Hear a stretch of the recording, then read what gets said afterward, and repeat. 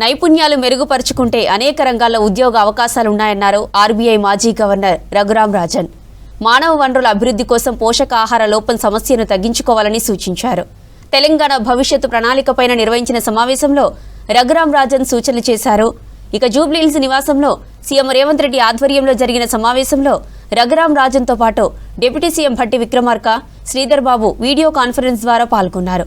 ఈ కార్యక్రమంలో ప్రభుత్వ ప్రధాన కార్యదర్శి రామకృష్ణారావు, సీఎంఓ ముఖ్య కార్యదర్శి శేషాద్రి, సీఎం ప్రత్యేక కార్యదర్శి అజిత్ రెడ్డి, స్పెషల్ చీఫ్ సెక్రటరీలు జయేష్ రంజన్, వాణిప్రసాద్ పాల్గొన్నారు.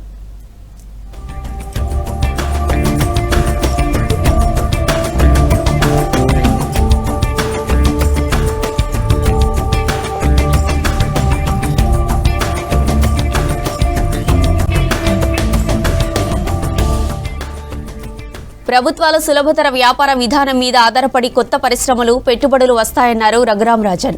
అయితే స్టార్టప్లను ఎక్కువ ప్రోత్సహిస్తే మరింత ఉపయోగం ఉంటుందని సూచించారు.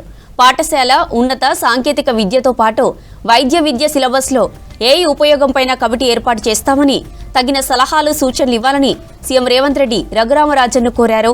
మిడిల్ లెవెల్ ఉద్యోగాల కల్పన కోసం స్కిల్స్ యూనివర్సిటీ, ఏటీసీలను అభివృద్ధి చేస్తున్నామన్నారు. సరైన పద్ధతిలో ఏఐని వినియోగిస్తే అందరికీ మేలు జరుగుతుందన్నారు రఘురాం రాజన్. ఇక తమిళనాడు తరహాలో పారిశ్రామిక విధానం ఉంటే మరిన్ని పెట్టుబడులను ఆకర్షించవచ్చని ఆయన సూచించారు.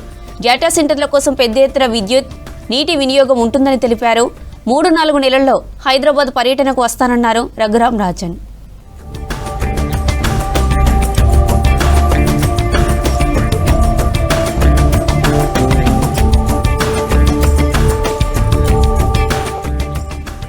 రాష్ట్రంలో పరిశ్రమల కోసం కావాల్సిన అన్ని సౌకర్యాలు ఉన్నాయన్నారు డిప్యూటీ సీఎం భట్టి విక్రమార్క. భవిష్యత్తు అవసరాలకు అనుగుణంగా విద్యుత్ ఉత్పత్తి చేస్తున్నామన్నారు. శాంతి భద్రతలను పటిష్టంగా నిర్వహిస్తున్నామని తెలిపారు. ప్యూర్, రేర్ మోడల్లో రాష్ట్రాన్ని అభివృద్ధి చేస్తున్నామన్నారు. రాష్ట్రాభివృద్ధి కోసం సీఎం రేవంత్ రెడ్డి 24 గంటలు కష్టపడుతున్నారని తెలిపారు. తెలంగాణ పారిశ్రామిక అభివృద్ధి కోసం సలహాలు, సూచనలు ఇవ్వాలని రఘురామరాజన్ను కోరారు డిప్యూటీ సీఎం భట్టి విక్రమార్క.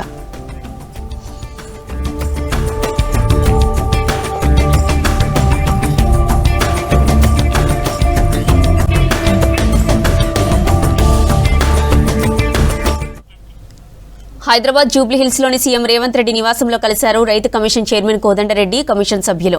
పంట మార్పిడిపైన సీఎంకు నివేదిక అందజేశారు. పంట మార్పిడిపైన సర్కార్ చర్చ జరపాలని భావిస్తోందన్నారు సీఎం రేవంత్ రెడ్డి. పంట మార్పిడిపైన అసెంబ్లీలో ప్రత్యేక చర్చ ఏర్పాటు చేస్తామన్నారు. మరింత అధ్యయనం చేసి నిర్మాణాత్మక సూచనలు చేయాలని రైతు కమిషన్కు సూచించారు సీఎం రేవంత్.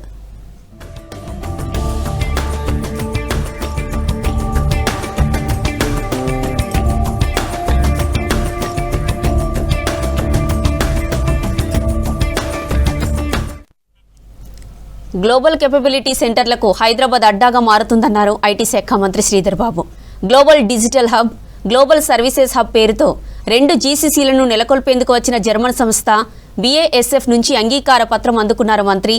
ఏడాదికి 100 జీసీసీలను హైదరాబాద్కు తీసుకొచ్చేలా సర్కారు కృషి చేస్తుందన్నారు.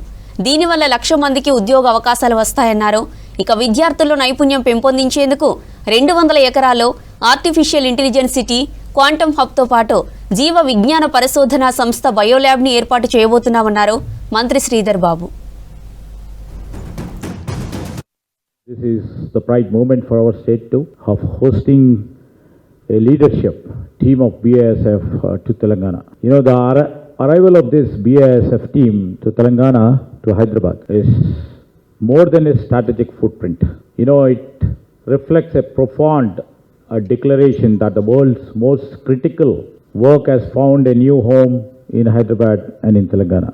You know, recently I was inaugurating a 200-year-old institution, GCC, over here, and again I am here to have a letter of intent for the 2 institutions, 2 GCC centers from a 160-year-old institution.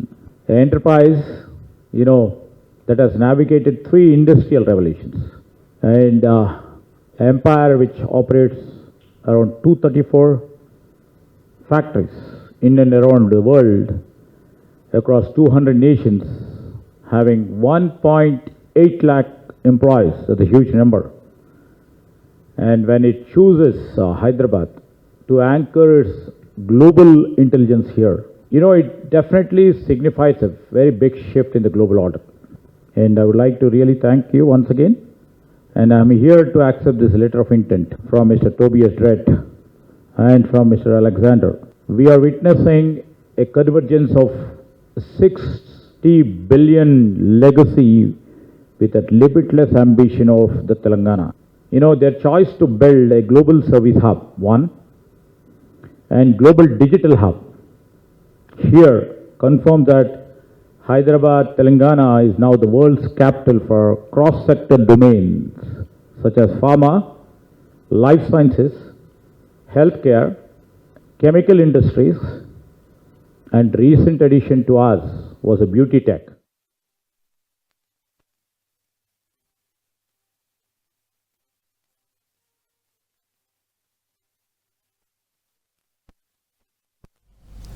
Outer ring రోడ్డుపై భద్రత కట్టుదిట్టం చేయాలని ఉన్నత అధికారులు నిర్ణయించారు. Hyderabad CP Sajjanar అధ్యక్షతన వివిధ శాఖల అధికారులతో సమన్వయ సమావేశం ఏర్పాటు చేశారు. ఓఆర్ఆర్పై రోజుకు 2,80,000 వాహనాల రాకపోకలు సాగిస్తున్నాయి. రోజుకు సగటున 5 నుంచి 6 ప్రమాదాలు జరుగుతున్నాయి. ఈ యాక్సిడెంట్స్ ను జీరోకు తగ్గించాలని సూచించారు. నిద్రమత్తు, నిర్లక్ష్యం డ్రైవింగ్, అతివేగం, టైర్లు బ్లాస్ట్ కావడంతో ఎక్కువగా యాక్సిడెంట్స్ జరుగుతున్నాయన్నారు.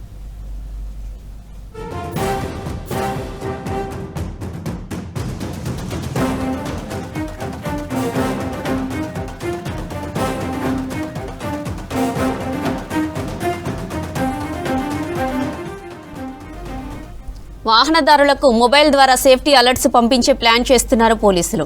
నిబంధనలు ఉల్లంఘించిన వారికి కౌన్సిలింగ్ ఇస్తామన్నారు.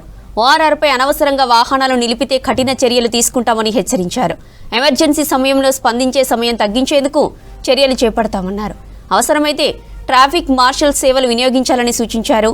వాహనాల ఫిట్నెస్, టైర్ల నాణ్యతపై ప్రత్యేక తనిఖీలు చేపడతానన్నారు. ప్రతి నెల రోడ్ సేఫ్టీపై సమీక్ష సమావేశాలు నిర్వహించాలని నిర్ణయించారు పోలీసులు.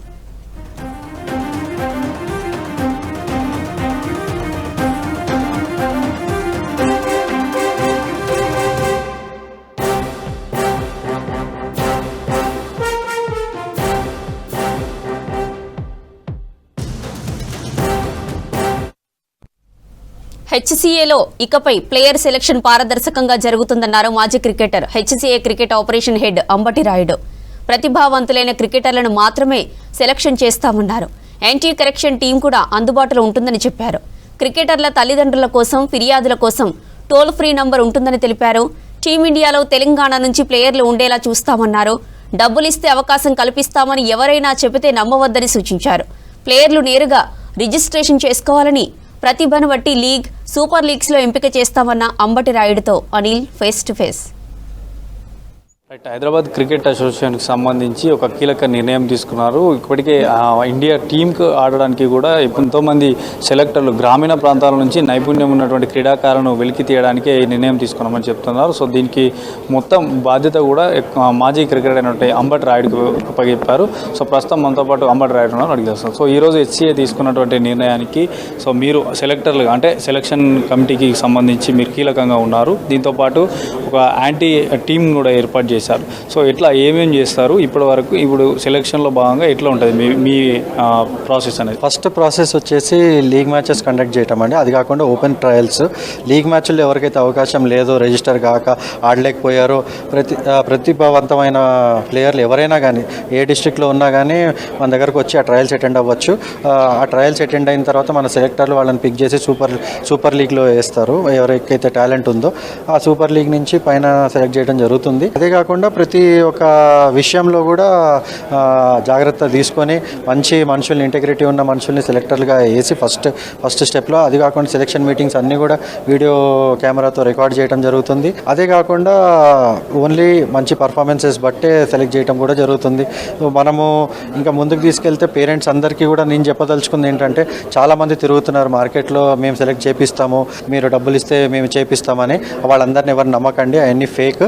అవి ఏదన్నా మీ దగ్గర దగ్గరికి ఎవరైనా అప్రోచ్ అయినా కానీ యాంటీ కరప్షన్ యూనిట్ ఉంది, వాళ్ళ దగ్గరకు వచ్చి మీరు కంప్లైంట్ ఇవ్వచ్చు. ఆ కంప్లైంట్ రిజిస్టర్ కూడా చేసుకొని వాళ్ళు యాక్షన్ తీసుకుంటారు. సో మీరు కూడా యాజ్ ప్లేయర్స్ ఎవరికైనా ప్లేయర్స్కి కూడా తెలిసినా మీరు ఇచ్చారని తెలిసినా కానీ యాక్షన్ తీసుకొని బ్లాక్ లిస్ట్ చేయడం జరుగుతుంది. సో కాబట్టి మీరు కెరియర్లు పాడు చేసుకోకండి అని చెప్పి నేను ఈరోజు కోరుకుంటున్నాను. ఒక క్రికెటర్ ప్రతిభావంతుడు పర్ఫార్మెన్స్ ఉన్న క్రికెటర్ అప్రోచ్ కావాలంటే మీ దగ్గర సెలెక్ట్ కావాలంటే సో ఎట్లా ఉంటాయి స్టెప్స్, ఏమి ఫాలో అవ్వాల్సి ఉంటుంది? జనరల్గా అయితే లీగ్ టీంతో అసోసియేట్ అయ్యి లీగ్తో రిజిస్టర్ అయ్యి లీగ్ మ్యాచెస్ ఆడితే అదొక పద్ధతి అండి. అక్కడ ఆడి తర్వాత సెలెక్షన్ ప్రాసెస్లోకి వస్తారు. ఒకవేళ లీగ్ మ్యాచెస్ ఆడలేకపోతే మాత్రం ఓపెన్ ట్రయల్స్లో రిజిస్టర్ చేసుకోండి. ఓపెన్ ట్రయల్స్లో రిజిస్టర్ చేసుకొని అక్కడ మీకు మీ ప్రతిభని షోకేస్ చేసే అవకాశం ఉంటుంది. అక్కడ మీరు మీ ప్రతిభను చూపించి సెలెక్ట్ అయ్యే అవకాశం ఉందండి. ఎక్కువగా డిస్టిక్ లెవెల్లో కూడా లీగులలో పర్ఫార్మెన్స్ కనబరిచి కొంతమంది ఆపేవాటి ప్రయత్నం చేస్తారు, అంటే క్లబ్ సెక్రటరీకి సంబంధించి కానీ తర్వాత కొందరు. సో వాళ్ళపైన ఎట్లా ఉంటుంది, మీరు ఎట్లా ఫోకస్ చేస్తారు? అదే అండి, మనం ఓపెన్ ట్రయల్స్ కండక్ట్ చేస్తున్నప్పుడు వాళ్ళు డైరెక్ట్గా రిజిస్టర్ చేసుకోవచ్చు అండి. చేసుకున్న తర్వాత మనం డేట్స్ ఇస్తాము, వాళ్ళకి ఇంటిమేట్ చేస్తామన్నమాట బ్యాచెస్లో. వాళ్ళ పేరు నంబరు వచ్చినప్పుడు ఆ రోజు వచ్చి మన గ్రౌండ్లో దే కెన్ షోకేస్ అండి. దాంట్లో స్కిల్ మా సెలెక్టర్లు హైదరాబాద్ సెలెక్టర్లే ఉంటారు, మేము నియమించిన వాళ్ళే ఉంటారు. సో వాళ్ళకి కనుక స్కిల్ లెవెల్ నచ్చిందంటే దాని నుంచి వాళ్ళని తీసుకొని ఫ్యూచర్లో సూపర్ లీగ్ అని ఒకటి పెడుతున్నామండి. లీగ్ కాకుండా ఇది సెలెక్ట్ చేసి ఒక 5 నుంచి 6 టీంలో 8 టీంలో ఇప్పుడు ఇంకా డిసైడ్ చేయలేదు, చేస్తాము త్వరలో. అది ఆ టీముల్లో వీళ్ళని పెట్టి ఆడిపిస్తాము ఆ లీగ్లో. సో ఆ లీగ్లో ఆడినప్పుడు వాళ్ళు కనుక మంచిగా ఆడారంటే అక్కడి నుంచి హైదరాబాద్కి ఆడొచ్చు. అంటే ఏజ్ గ్రూప్స్ ప్రకారంగా మేము ట్రయల్స్ కండక్ట్ చేస్తామంట. జనరల్గా అయితే ఆ 16 ఇయర్స్ నుంచి స్టార్ట్ చేస్తామండి. అది ప్రస్తుతానికి ఇంకా అది కూడా ఆలోచన చేస్తున్నాము. సో అది మీకు కొన్ని రోజుల్లో మీకు తెలియజేస్తాం. ఇక్కడ గ్రౌండ్లో అంటే సెలెక్టర్ ఇక్కడ ఉంటుంది, ఇక్కడ ఉప్పల్ స్టేడియంలో ఉంటుంది సెలెక్షన్ మ్యాచెస్ ఇప్పుడు ఎక్కడ పెడతాం అనేది ఇంకా డిసైడ్ కాలేదు. ఏ గ్రౌండ్లో ఉంటే ఆ గ్రౌండ్లో సెలెక్టర్లు కంపల్సరీ ఉండి మొత్తము వాళ్ళ ఏమంటారు సూపర్విజన్లో జరుగుతుంది. ఉమెన్ క్రికెట్ గురించి ఎట్లాంటి ప్లాన్ చేస్తాం? విమెన్ క్రికెట్ది ఇంకా పైప్లైన్లో ఉందండి, ఇంకా ప్లానింగ్ నడుస్తుంది. సో సీనియర్ విమెన్ క్రికెటర్స్ని కన్సల్ట్ అయ్యి వాళ్ళు కమిటీలు ఫామ్ అయ్యి వాళ్ళ ప్రోటోకాల్స్ అన్నీ వాళ్ళు తయారు చేస్తారండి. కొన్ని రోజుల్లో దాని గురించి కూడా చెప్తాం. సో ఈరోజు ఇక్కడ నిర్ణయం తీసుకున్నారు, ఇక్కడ ఎప్పటి నుంచి స్టార్ట్ చేయబోతున్నారు మీ వర్క్? సో వర్క్ ఆల్రెడీ ఈరోజు స్టార్ట్ అయిపోయిందండి. వర్క్ చాలా రోజుల నుంచి హోంవర్క్ కూడా చేస్తున్నాము. ఎందుకంటే ఎన్నో ఏళ్ళ నుంచి మన హైదరాబాద్ క్రికెట్ బాగుపడాలని అందరం ఆలోచన చేసేవాళ్ళము. ఈ అవకాశం వచ్చింది కాబట్టి దాన్ని గట్టిగా ముందుకెళ్దామని చెప్పి డిసైడ్ అయ్యాము. మంచి పర్ఫార్మెన్స్ ప్రతిభావంతులైనటువంటి క్రికెటర్ని ఇండియా టీంలో ఆడడానికి ఎక్కువ ఈ హైదరాబాద్ క్రికెట్ అసోసియేషన్ ఆధ్వర్యంలో మాత్రం తీసుకెళ్తామని చెప్తున్నారు. సో ఈ యొక్క వర్క్ అంతా కూడా ఇప్పటికే ప్రారంభమైంది, ఈ రోజు నుంచే ఇది ప్రారంభం కాబోతుందంటూ కూడా అంబటి రాయుడు చెప్తున్నారు. Video journalist Srinivas Sanil, V6 news, Hyderabad. Hyderabad నానక్రామ్గూడలో పంజాబ్ నేషనల్ బ్యాంక్ నూతన శాఖ ప్రారంభోత్సవం ఘనంగా జరిగింది. జనరల్ మేనేజర్ వందనా పాండే కొత్త బ్రాంచ్ను ప్రారంభించారు. వినియోగదారులకు అత్యుత్తమైన వేగవంతమైన బ్యాంకింగ్ సేవను అందించడమే తమ ప్రాధాన్యమని తెలిపారు వందనా పాండే. ఆర్థిక రుణాలు కల్పించడంలో పంజాబ్ నేషనల్ బ్యాంక్ ఎప్పుడూ ముందుంటుందని చెప్పారు. ఈ కొత్త బ్రాంచ్ నుంచి నిబద్ధతతో కూడిన సేవలను అందించేందుకు సిద్ధంగా ఉన్నామన్నారు. ఈ కార్యక్రమంలో PNB శాఖ అధికారులు, ప్రముఖులు, వినియోగదారులు పాల్గొన్నారు.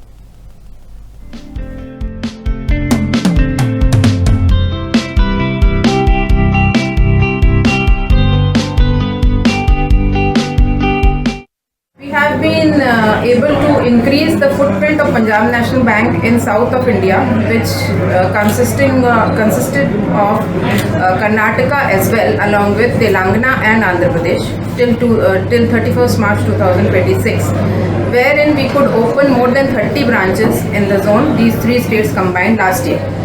This year, because the zone got very big, so Karnataka state was carved out of it, and now we have only 2 states, Telangana and Andhra Pradesh, wherein we have 150 branches in one state, that is Telangana, and 150 branches plus in another state, that is Andhra Pradesh. So with 300 plus branches, we aim to increase the footprint yet again in these 2 states with opening of 30 new branches in this financial year also. And one of this branch is Nanakram-Goda branch that we see today, which is a very beautifully and strategically located branch with, a lot of good frontage we have parking with it, we have a corner position wherein, people, especially residential people, can easily come here, operate their lockers, open their saving account, current account, take retail loans, housing loan, education loan, car loan, gold loan, property loan and personal loan, anything that they wish, including credit cards, debit cards, we have insurance products, we have mutual funds, so anything is available here. We have an app also, the digital app PNB One, wherein the customer can log in and avail all these products.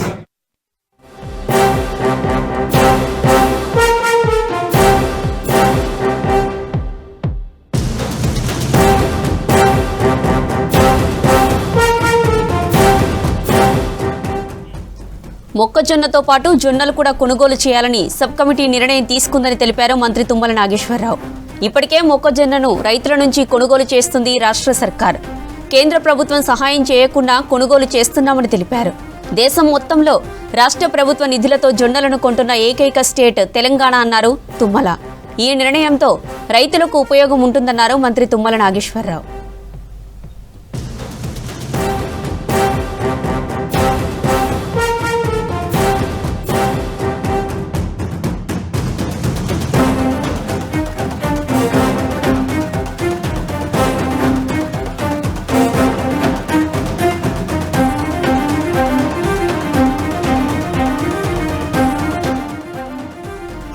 మొక్కజొన్నతో పాటు జొన్నలు కూడా కొనుగోలు చేయాలని sub committee నిర్ణయం తీసుకుందని తెలిపారు మంత్రి తుమ్మల నాగేశ్వరరావు. ఇప్పటికే మొక్కజొన్నను రైతుల నుంచి కొనుగోలు చేస్తుంది రాష్ట్ర సర్కార్. కేంద్ర ప్రభుత్వం సహాయం చేయకుండా కొనుగోలు చేస్తున్నామని తెలిపారు.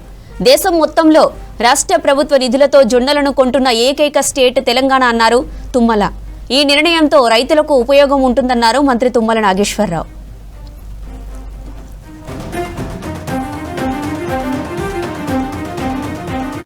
కాలేజీలో ఫీజు కట్టేందుకు ఇంట్లో ఆర్థిక పరిస్థితి బాగోలేక మద్యం అమ్మకాలు చేస్తూ పోలీసులకు చిక్కాడు ఓ బీటెక్ విద్యార్థి.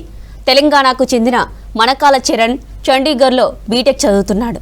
ఇంట్లో ఆర్థిక సమస్యలు ఉండడంతో తల్లిదండ్రులను డబ్బులు అడగలేక అంతర్రాష్ట్ర మద్యం సప్లై ప్రారంభించారు.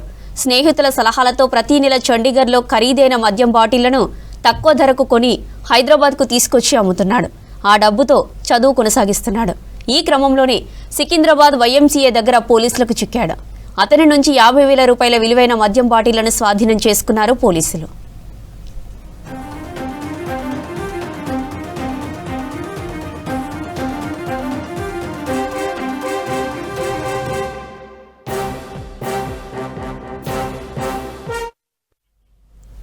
ల్యాబ్ గ్రోన్ డైమండ్స్ కొంతకాలంగా బాగా ట్రెండింగ్లోకి వచ్చిన డైమండ్స్. ఒరిజినల్ డైమండ్స్ మాదిరిగానే ఉంటాయి, కానీ ధర తక్కువ అంటున్నారు వ్యాపారులు. సాధారణ ప్రజలకు డైమండ్స్ని అందించేందుకు ల్యాబ్ గ్రోన్ డైమండ్స్ తీసుకొస్తున్నాయి సంస్థలు. అయితే ఆ డైమండ్స్ని ఎక్కడ తయారు చేస్తారు, ఎలా తయారు చేస్తారు, ఒరిజినల్ డైమండ్స్కు ల్యాబ్ గ్రోన్ డైమండ్స్కు తేడా తెలుసుకోవాలంటే let's watch this story.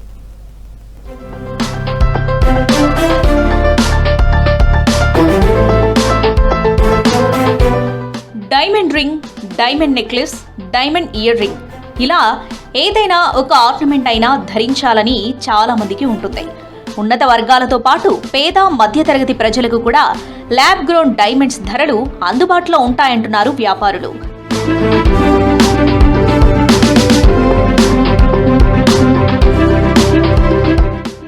Mines diamond necklace ధర ₹1,00,00,000 ఉంటే ల్యాబ్ గ్రోన్ డైమండ్ 1,00,000 నుంచి 5,00,000 రూపాయలు ఉంటాయని తెలిపారు వ్యాపారులు. మైన్స్ డైమండ్స్ తయారీకి సంవత్సరాల సమయం పడితే ల్యాబ్ డైమండ్స్ ను 30 నుంచి 45 రోజుల్లో తయారు చేయవచ్చన్నారు. ల్యాబ్ గ్రోన్ డైమండ్స్ కూడా నాణ్యతగా ఉంటాయని తెలిపారు వ్యాపారులు. And we're promoting lab grown diamonds in Hyderabad because lab grown diamonds are a very clear good alternative to natural diamonds. They have approximately 10% of the cost of natural diamonds, and at the same time they are chemically, physically and optically the same as natural diamonds. It's virtually impossible for anyone to identify if a diamond is natural or lab grown just by looking at it. Yeah, the exchange value also, so we offer 80% buyback on our diamonds and 100% exchange. So yeah, it almost has the same intrinsic value as a natural diamond does in terms of the exchange value. భారత్లో lab grown diamonds తయారీ గుజరాత్లోని సూరత్లో ఎక్కువగా జరుగుతుందన్నారు వ్యాపారులు. CVD, HPHT అనే 2 రకాల క్వాలిటీతో diamonds అందుబాటులో ఉన్నాయన్నారు. లేటెస్ట్ టెక్నాలజీతో కూడిన మెషిన్స్లలో సౌరశక్తిని ఉపయోగించి ల్యాబ్ గ్రోన్ డైమండ్స్ తయారు చేస్తామన్నారు. వీటికి భారీగా డిమాండ్ ఉండటంతో తక్కువ సమయంలోనే సిటీలో 10ల సంఖ్యలో షాప్స్ ప్రారంభమయ్యాయని తెలిపారు వ్యాపారులు. Lab grown diamond, this is a real diamond. Lab grown diamond just हम ये बोल सकते हैं कि जो IVF से बच्चे होते हैं या नेचुरल बच्चे होते हैं, this is a same, this is और जो प्रोसेस माइंस के अंदर होता है, सेम प्रोसेस हम लैब के अंदर करते हैं. गैसेस 1000 से 1500 डिग्री टेम्परेचर और प्रेशर मेंटेन करते हैं. तो दोनों में कोई डिफरेंसेस नहीं है, सेम है दोनों में. कस्टमर्स का दूसरी 2 चीज़ें हैं हमारा. एक तो क्या होता है कि पूरा IGI और SGL सर्टिफिकेट के साथ हम देते हैं. తక్కువ ధరలకు వచ్చే ల్యాబ్ గ్రోన్ డైమండ్ ఆర్నమెంట్లని కొనడమే బెటర్ అంటున్నారు వినియోగదారులు. ఎక్కువ మోడల్స్ కొనే అవకాశం ఉందన్నారు. ఒరిజినల్ డైమండ్స్ మాదిరిగానే ల్యాబ్ డైమండ్స్ ఉన్నాయన్నారు. Lab grown diamond look like a real diamond and cost wise भी इट्स टू गुड. मतलब कॉस्ट भी आप देखेंगे तो वेरिएशंस में इवन अगर से मैं ये लेने जाऊँ तो बाहर मेरे को 1.5 लाख 2 लाख लगेगा. यहाँ मेरे को लग रहा है 70-75 में आ जाएगा. ये बहुत ज़्यादा अच्छा है. मतलब आज जो ट्रेंड चल रहा है गोल्ड का, वो हिसाब से मुझे बहुत अच्छा लगा. ట్రెడిషనల్ జ్యువెలరీ చాలా ఇష్టం, కానీ మామూలుగా ఈ గౌన్స్ అవన్నీ ఈవినింగ్ గౌన్స్ వాటి మీద అయితే కాక్టైల్ జ్యువెలరీ పార్టీస్ డైమండ్స్ అవి పార్టీస్కి వాడతాను. కానీ పండుగలు వీటన్నిటికీ ఐ లైక్ ఈవెన్ దట్ కాసుల పేరు all that traditional jewellery, mango హారం, all that I like even traditional jewellery too. Lab grown diamonds కొనేవారికి ఎక్స్చేంజ్ ఆఫర్ని కూడా అందిస్తున్నాయి సంస్థలు. ల్యాబ్ గ్రోన్ డైమండ్స్తో దేనిని నాశనం చేయాల్సిన అవసరం లేదని, మైన్స్ డైమండ్స్తో 1000 ఎకరాల కొండల్ని తవ్వుతూ పర్యావరణానికి హాని చేస్తున్నారన్నారు వ్యాపారులు. వారి ఎఫెక్ట్తో వంట గ్యాస్ మంట ప్రతి ఇంటిని తాకుతుంది. దీంతో ప్రత్యామ్నాయాలను వెతుక్కుంటున్నారు హైదరాబాదీలో. సిటీలో కట్టెల పొయ్యి పెట్టుకోవడానికి వీలు కాకపోవడంతో ఇండక్షన్ స్టవ్లను కొనుగోలు చేస్తున్నారు. దీంతో ఇండక్షన్ స్టవ్లకు డిమాండ్ పెరిగింది. వీటి తయారీని పెంచి సామాన్యులకు అందుబాటులో ఉంచేందుకు కృషి చేస్తోంది కేంద్ర సర్కార్.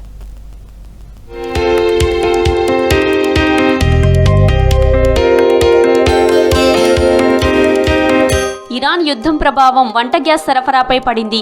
వాణిజ్య LPG సిలిండర్ల కొరత, సరఫరా అంతరాయంతో ప్రజలు ప్రత్యామ్నాయ మార్గాలను ఎంచుకుంటున్నారు. దీంతో ఇండక్షన్ స్టవ్లు, ఎలక్ట్రిక్ కెటిల్స్ కి డిమాండ్ పెరిగింది. స్థానిక వ్యాపారులతో పాటు ఈ-కామర్స్ సంస్థలు కూడా ఇండక్షన్ స్టవ్ల అమ్మకాలు అధికంగా విక్రయిస్తున్నాయి. ఇండక్షన్స్ అనేది సేల్ ఎక్కువ నడుస్తుంది మనకి. సో రెగ్యులర్ సేల్తో కంపేర్ చేస్తే ఇప్పుడు మనకి ఆల్మోస్ట్ 50% 60% ఇంక్రీజ్ అయ్యింది. సో మనం కంటిన్యూ కూడా మనము ఇండక్షన్ సేల్ చేస్తూ ఉన్నాము. సో మా ప్రతి బజాజ్ ఎలక్ట్రానిక్స్లో కూడా స్టాక్ అవైలబిలిటీ ఉండడం జరుగుతుంది. సో అందరూ కూడా విజిట్ చేయండి బజాజ్ ఎలక్ట్రానిక్స్. తప్పకుండా మీకు కావాల్సిన ఇండక్షన్ స్టవ్స్ అనేది అన్ని వెరైటీస్లో, అన్ని బ్రాండ్స్లో కూడా మీకు దొరుకుతున్నాయి. చాలా మంది ఇండక్షన్ స్టవ్ యూజ్ చేస్తే సెపరేట్ వెజల్స్ యూజ్ చేయాలని సంకోచిస్తూ ఉంటారు. సో కాకపోతే ఏంటంటే మనకి స్టీల్ ఫ్లాట్ బేస్ ఉన్న స్టీల్ బౌల్స్ అన్ని కూడా మనం యూజ్ చేయొచ్చు. సో ఇవాళ రేపు కూడా అన్ని మనకి 2-in-1 యూటెన్సిల్స్ అనేది అవైలబిలిటీలు ఉన్నాయి మార్కెట్లోకి. అండ్ మీరు స్టవ్ మీద కూడా యూజ్ చేయొచ్చు, దెన్ ఇండక్షన్ మీద కూడా యూజ్ చేయొచ్చు. సో అది కూడా అవైలబిలిటీస్ ఉన్నాయి. 2 days నుంచి కొంచెం హై డిమాండ్లో నడుస్తుంది ఇండక్షన్ కుక్కర్స్. చాలా కస్టమర్స్ అడుగుతున్నారు. Even though we have sold our display units. So no need to panic, we're getting very soon. The stocks are available across the all over Vijay Sales Hyderabad as well as on our website vijaycells.in. You can go and you can purchase from they.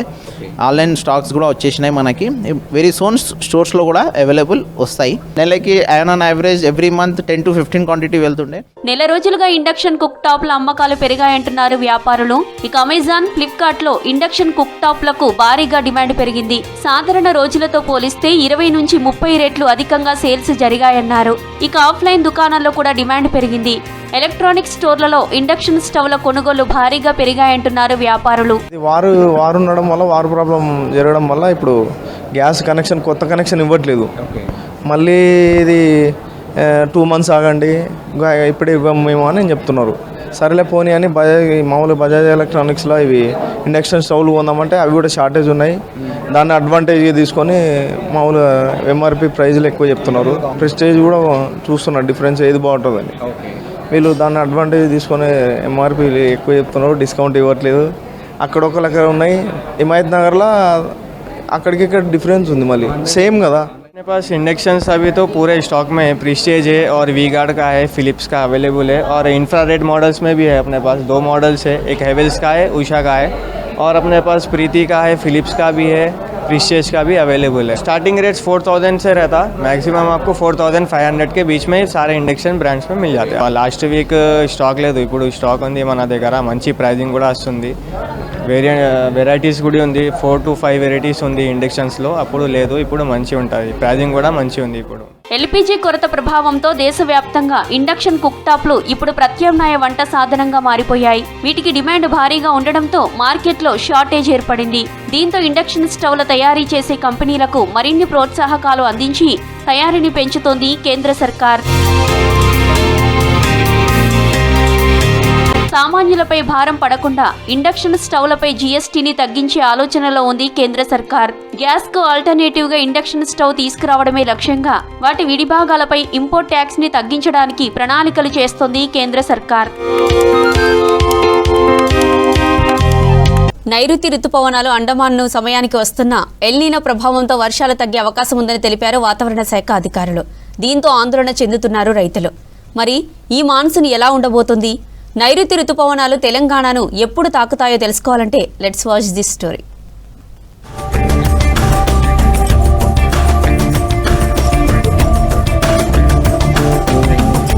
ప్రతి ఏడాదిలాగే ఈసారి కూడా నైరుతి రుతుపవనాలు సమయానికి వస్తున్నాయి. మే 15 నుంచి 20 మధ్య అండమాన్ నికోబార్ దీవులను తాకే అవకాశం ఉందని తెలిపారు వాతావరణ శాఖ అధికారులు. రుతుపవనాలు అండమాన్ని తాకిన తర్వాత జూన్ మొదటి వారంలో కేరళను, 2 వారాల్లో తెలంగాణను చేరాలి. ఎల్నినో జూన్లోనే ఎంట్రీ ఇస్తుండటంతో నైరుతి రుతుపవనాలు స్లోగా కదిలే అవకాశం ఉందన్నారు. దీని ప్రభావంతో తెలంగాణకు ఆలస్యంగా ఎంట్రీ ఇచ్చే ఛాన్స్ ఉందన్నారు వెదర్ ఆఫీసర్స్. అయితే వర్షపాతం భారీగా లేకపోయినప్పటికీ ఈదురుగాలులు, ఉరుముల మెరుపులు, థండర్ బోల్ట్స్, అట్లాగే వడగళ్ళు ఇటువంటి వాటి వల్ల మనకి తప్పకుండా కొన్ని చోట్ల నష్టం జరిగే అవకాశం ఉంటుంది. సో ఇవి ఏంటంటే ఈ వడగళ్ళు అన్నవి మనకి హీట్ ఎక్కడైతే ఎక్కువ ఉంటుందో ఆ ప్రాంతంలో కనుక ఇటువంటి తేమగాళ్ళు ప్రవేశించినట్టయితే వడగళ్ళు కూడా పడే అవకాశం ఉంది. ఉన్నట్టుండి ఒక గంటలో వాతావరణం మారిపోతుంది. కాబట్టి ఈ ధాన్యాన్ని బయట ఆరబోసిన వారు, ఇటువంటి వారు ముఖ్యంగా మధ్యాహ్నం సమయం 1:30-2 గంటల తర్వాత చాలా అప్రమత్తంగా ఉండవలసిన అవసరం ఉంది. ఆగస్టు నెలలో ఎల్నినో ప్రభావం చూపనుందని ఐఎండీ అధికారులు అంచనా వేశారు. కొన్ని నివేదికల్లో జూన్ నుంచే ఎఫెక్ట్ ఉంటుందని తెలిపారు. దీంతో నైరుతి రుతుపవనాలు మందగమనంలో కదిలే అవకాశం ఉందన్నారు. తెలంగాణలో మాన్సూన్ ప్రవేశం ఆలస్యమయ్యే సూచనలు ఉన్నాయన్నారు. ప్రస్తుతం న్యూట్రల్ గా ఉన్న ఐఓడి ఆగస్టు నెలలో పాజిటివ్ లోకి మారనుందని అంచనా వేశారు వాతావరణ శాఖ అధికారులు. ఎల్నినో ఎఫెక్ట్ మనకి జూలై ఎండింగ్ కి స్టార్ట్ అవుతుంది. అయితే ఆగస్టు నుంచి మనకి ఐఓడి పాజిటివ్ గా మారి కొంతవరకు మనకి ఉపశమనం లభిస్తుంది అని మనం భావించడం జరిగింది. అయినప్పటికీ కూడా మన మాన్సూన్ రెయిన్ఫాల్ మనం 92% ఆఫ్ నార్మలే ఉంటుంది అని పేర్కొనడం జరిగింది. అయితే మాన్సూన్ ముందు వచ్చిందా వెనక వచ్చిందా అన్న దాన్ని బట్టి మనకి టోటల్ మాన్సూన్ రెయిన్ఫాల్ ఆధారపడి ఉండదు. కొన్ని సంవత్సరాల్లో కొన్ని పరిస్థితుల వల్ల ముందు రావచ్చు. ముందు వచ్చినంత మాత్రాన మాన్సూన్ అంతా కూడా ఎక్కువగా ఉంటుందని అర్థం కాదు. అలాగే ఒక వారం లేట్ అయినంత మాత్రాన మాన్సూన్ రెయిన్ఫాల్ తగ్గిపోతుందని కూడా అది అర్థం కాదు. సో మాన్సూన్ ఆన్సెట్ యొక్క డేట్కిను మాన్సూన్ రెయిన్ఫాల్కి పెద్దగా సంబంధం లేదు. అయితే ప్రస్తుతం మనకి ఈ ఎల్నినో మరింత ముందుకు జరుగుతున్న వల్ల ఇది మరింత డెఫిసిట్ పెరిగే అవకాశం కూడా ఉండే అవకాశం ఉంటుంది. ఎల్నినో ప్రభావంతో వర్షాలు సాధారణం కంటే తక్కువగా పడే అవకాశం ఉందని తెలిపారు వెదర్ ఆఫీసర్స్. వానలు తగ్గి వ్యవసాయంపై ప్రభావం చూపే అవకాశం ఉందన్నారు. మాన్సూన్ ముందుగానే వచ్చినా ఆలస్యంగా వచ్చినా వర్షాల పరిమాణంపై ప్రభావం ఉండబోతుందన్నారు వెదర్ ఆఫీసర్స్. రైతులు తక్కువ నీటితో సాగయ్యే పంటలపై దృష్టి పెట్టాలని, నీటి సంరక్షణ పద్ధతులను అనుసరించాలని సూచిస్తున్నారు అగ్రి ఎక్స్పర్ట్స్. వానాకాలం సీజన్ మొదలు కాకముందే రాష్ట్రంలో నకిలీ విత్తనాల మాఫియా పంజా విసురుతోంది. పత్తి, మిర్చి, వరి విత్తనాలు పెద్ద మొత్తంలో ఇతర రాష్ట్రాల నుంచి దిగుమతి చేసుకుని ఎరువుల వ్యాపారుల వద్ద నిల్వలు చేస్తున్నారు అక్రమార్కులు. రైతులకు ఆఫర్లు ఇస్తూ అమ్ముతున్నారు. ఇక మరోవైపు రైతులకు నకిలీ విత్తనాలకు అవగాహన కల్పిస్తున్నారు వ్యవసాయ శాఖ అధికారులు.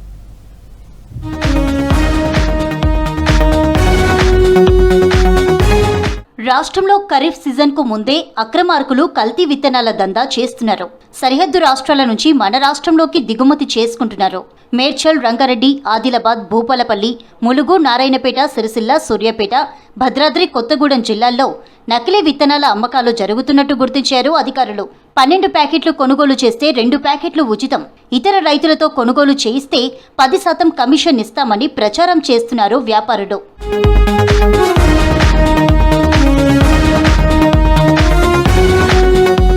జిల్లాల్లో నకిలీ విత్తనాల ముఠా పోలీసుల చేతికి చిక్కింది.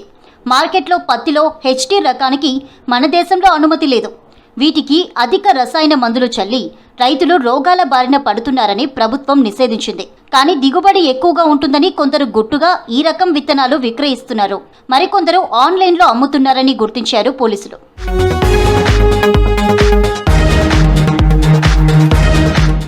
విత్తనాల సరఫరాపై అధికారులు తనిఖీలు చేయడం లేదని ఆరోపణలు వస్తున్నాయి. అనుమతి లేని డీలర్లు, మధ్యవర్తులు గ్రామాలకు చేరి రైతులను నిండా ముంచుతున్నారు.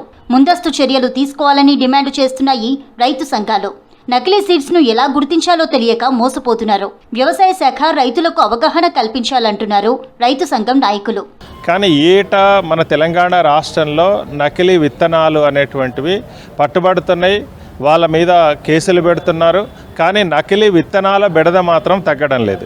ఏటా తెలంగాణ రాష్ట్రంలో దాదాపు 5 లక్షల ఎకరాల దాకా ఇట్లాంటి ప్రమాదం వస్తున్నటువంటి పరిస్థితి ఉంది. నకిలీ విత్తనాలు ఉంటున్నాయి, నాసి రకం విత్తనాలు ఉంటాయి. అవి ముఠాలుగా ఏర్పడి రైతాంగానికి సరఫరా చేస్తున్నారు. అదే రకంగా ఇప్పుడు పట్టుబడినటువంటి దాంట్లో చూసినప్పుడు మేడ్చల్ జిల్లా పరిధిలో ఉండేటువంటి గోడౌన్లలో నకిలీ విత్తనాలని కొన్ని అసలైనటువంటి విత్తనాలు ఒరిజినల్గా పనిచేయగలిగినటువంటివి నకిలీ విత్తనాలు కలిపి ప్యాకెట్లు తయారు చేస్తున్నారు.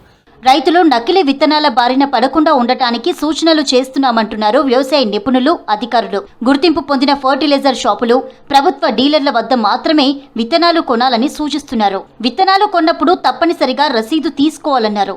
ప్యాకింగ్ లేని విడి విత్తనాలు తక్కువ ధరకే వస్తున్నాయని కొనుగోలు చేయొద్దని హెచ్చరిస్తున్నారు. నకిలీ విత్తనాలుగా అనుమానం వస్తే వెంటనే 100కు గాని స్థానిక ఏఈఓలకు గాని సమాచారం ఇవ్వాలని సూచించారు అధికారులు. కేవలం ఆ రైతు ఆ ఎకరం వరకే కాదు, మొత్తం ఆర్థిక వ్యవస్థ మీదనే లక్షలాది ఎకరాలలో ఇట్లాంటి విత్తనాల వల్ల పంటలు దెబ్బతింటే మొత్తం ఆర్థిక వ్యవస్థ మీదనే దాని ప్రభావం ఉంటుంది. ఏదో ఎకరమో 2 ఎకరాలు కాదు కదా, లక్షలాది ఎకరాల మీద దీని ప్రభావం ఉంటుంది. చివరికి కొన్ని సందర్భాల్లో ఏమవుతుందంటే విత్తనాలు వేస్తారు, ఎరువులు వేస్తారు, పురుగు మందు వేస్తారు, అన్ని రకాలుగా సస్యరక్షణ చర్యలు అన్నీ తీసుకున్న తర్వాత చివరికి కాపుకు వచ్చేటప్పటికి ఇబ్బంది అవుతుంది. వీటిని పరిశీలన చేసి ఇట్లాంటివి రాకుండా చూడాల్సినటువంటి బాధ్యత ప్రభుత్వం మీద ఉంది. లేకపోతే గనక వీటిని అరికట్టకపోతే గనక రాష్ట్రానికి, రైతాంగానికి, వ్యవసాయానికే కాదు మొత్తం ఆర్థిక వ్యవస్థకు కూడా నష్టం వస్తుంది. కల్తీ విత్తనాల పట్ల రైతులు అప్రమత్తంగా ఉండాలని సూచిస్తున్నారు వ్యవసాయ శాఖ అధికారులు. ప్రభుత్వం కూడా నకిలీ సీడ్స్ అరికట్టేందుకు టాస్క్ ఫోర్స్ కమిటీలతో తనిఖీలు చేయిస్తోంది.